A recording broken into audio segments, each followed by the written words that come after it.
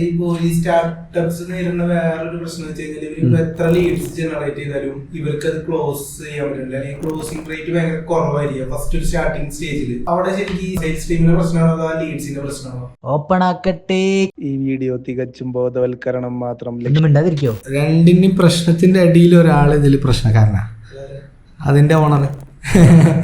കാരണം എന്താണെന്ന് വെച്ചാൽ ഈ മാർക്കറ്ററും ഇയാളായിരിക്കും, സെയിൽസ്മാനും ഇയാളായിരിക്കും, പിന്നെ കസ്റ്റമറായിട്ട് ഇൻട്രാക്ട് ചെയ്യുന്ന ആള്, അവിടുത്തെ ഓപ്പറേഷനിലും എല്ലാം ഇയാളായിരിക്കും. അധികം കോ ഫൗണ്ടേഴ്സ് ആയിരിക്കും അത് കൺട്രോൾ ചെയ്യുന്നുണ്ട്. ചിലപ്പോൾ 1-2 സ്റ്റാഫ് ആയിരിക്കും ഉണ്ടാവുക. മേജറായിട്ടുള്ള എല്ലാ സ്റ്റാർട്ടപ്പിൻ്റെ കേസിലാട്ടോ പറയുന്നത്.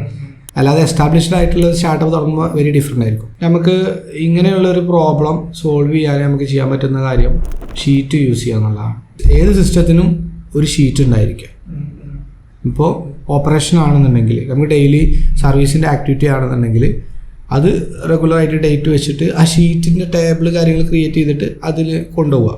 ഈക്വലി ഏറ്റവും ഇമ്പോർട്ടൻ്റ് ആയിട്ട് വേണ്ടത് സെയിൽസിൻ്റെ അതിൽ തന്നെ പ്രധാനമായിട്ടും എത്ര ന്യൂ ലീഡ്സ് ഉണ്ട്, എത്ര ഫോളോ അപ്സ് ഉണ്ട്, എത്ര നെഗറ്റീവാണ്, എത്ര എണ്ണം പ്രോസ്പെക്റ്റിൽ കിടക്കുന്നുണ്ട്.